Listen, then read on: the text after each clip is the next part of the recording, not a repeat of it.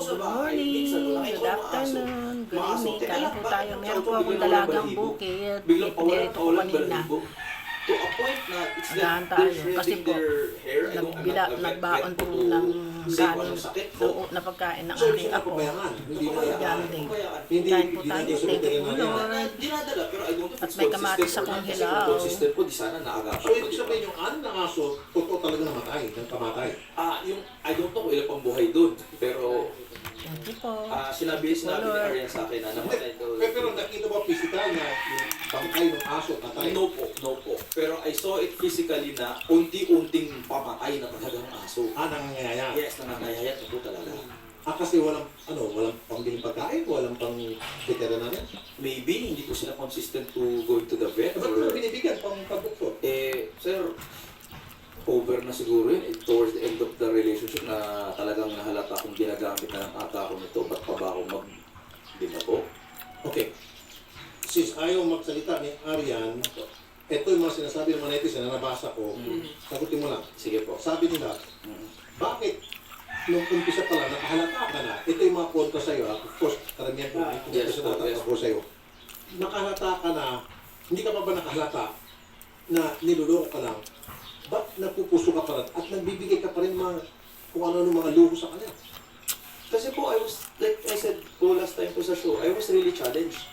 And at the same time po, siguro nga po, totoo yung sinabi nilang love is blind. Pero ang intentions po talaga is totoong pure lang talaga. Na mahal ko girlfriend ko, mahal ko yung magiging girlfriend ko that time. Ito yung buhay na kayong ibigay sa'yo, ang hinihingi ko lang is yung pagmamahal mo. But turns out, sinayang, ginamit lang pala ako. Okay. Doon sa mga kaibigan mo at kaibigan nila, Yes na po. meron kang binanggit doon, huwag ko na bagitin yung restaurant. Alam ko yung buffet restaurant. Opo. So, spiral po. Alam ko, 3,000 ata isang per head. Actually, that time, promo ata yun, pero mahal pa rin eh. Pumupunta kayo kasama pong barkada niya. Actually po, that was a planned kainan. Sino ba nagaya? Ikaw o baka may ikaw nagpapasigla? Actually, syempre tayo nanliligaw, syempre magpapakitang gilas tayo. Pero yung mga kasama niya po, including Arian, sila na sabi, uy bro, ano na naman tayo? One time big na. Okay, sige, no problem with me. But syempre, ang mga, kasi for the benefit, Ilan po kayo? So siya ang naghapot, ang gusto mo sana, siya lang ang i-take mo. Pero naghapot, ilan po? the real plan ko talaga was really just, siguro tatlo lang kami, apat. And then, biglang, pwede ba isama si to, si ganito, pwede ba isama si ganito, pwede ba isama si ganito. Ang kasama niya is actually, yung barkada namin. Ilan lahat? 9, 10, 11 people. So, party na ito. So, pati mo nga, teka mo na, ang dami nito. Anong ginagamit mo? Cash, credit card. Kinash ko po. Malaking pera yun. 3,000. Actually, Kaya doon buong sweldo niya, di ba? Actually, like I said po last time, sweldo ko po, inipon ko for that. And the reason why I don't use debit cards or credit cards is because I learned the value of the word having utang. Ayoko kong magkaroon ng utang. Lalo na kung alam ko yung utang ko is because of nanliligaw or girlfriend or whatever. Hindi ako papayag sa buhay ko na magkaroon ng utang because of that. Kasi po, pagbukas mo yung billing statement mo, di ba, sasabihin mo, teka lang, ba't kami pumunta dito ulit? Ganito. Better na lang na binayaran mo in cold cash, wala ka nang poproblemahin. Okay. Pero alam mo na siya ay bisexual. Towards the end of the relationship na lang po. Anong sa umpisa niya sinasabi? Hindi niya sinasabi, sir. Kahit nga po, nagtataka po ako bakit niya po sinasabi na at the start po, alam ko na kung bi siya or what. Kasi lahat po, even si Coach Aldo po, last time can attest to this na babae yan si Arian. Nung towards the end of the relationship, hindi ko na po alam po ano nangyari, bakit po naging bi Ito siya. po, sir, ay, ilang sa katanungan ng mga netizen. Yes po. Oh. Score na ang gamitin natin. Sige po. Sabi nila, hindi ka naman nakaka-score. So, sa pa lang, hindi ka na pinamakbay.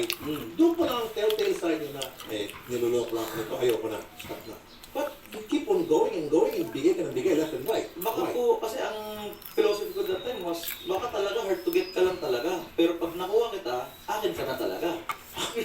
pero it turns out po, sir, hard to get, hard din pala ma-forget. Kasi, kulang na lang, ano po eh, sa totoo lang, sorry po for my language po, no? Ano, kung po pwede nga lang, Arian, balik mo na lahat ng gamit ko. Wala naman akong nilabas na tamog sa'yo. Okay, Okay. Pasensya na po, pero sinasabi ko lang po yun. Okay. Pero meron doon isang nag-comment na natawa ko.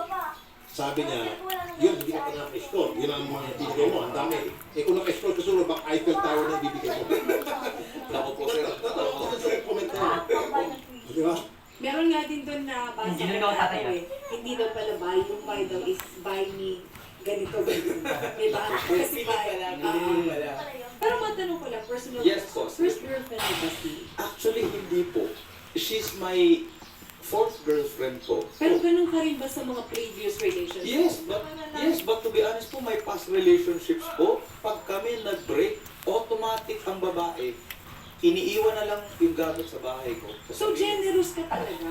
I'm okay. Okay, doon, pang-4 siya. So yung 1, 2, and 3, ganun din ba, nirigalo mo ng pagkarami namin mga bagay? Well, not really as heavy as Arian's. Pero heavy din talaga yung nabigay ko before. Let's say, my ex needed 2 laptops kasi sa mas kong binigay ko. Okay, don't mention the name. Yes po. Pero nung nag-break kami, kusa niya binali. Iniwan pa niya sa bahay ko. Sabi pa nung katulong namin sa bahay, ito iniwan. Hindi mo sinigyan na hiningi akin na yan. Hindi ko sinabi ito sa blog ko. So yung 1, 2, and 3, lahat sila, binigyan mo ng maraming mga regalo. Yes po. And they gave Pag-break. Pag-break, binalik nila ng kusa. Yung ang meron pa nga. Okay, matanong lang. Opo. Personal na ito. Yes po. Oh, bye. God bless you all. Thank you for Ito watching. muna. Ingat.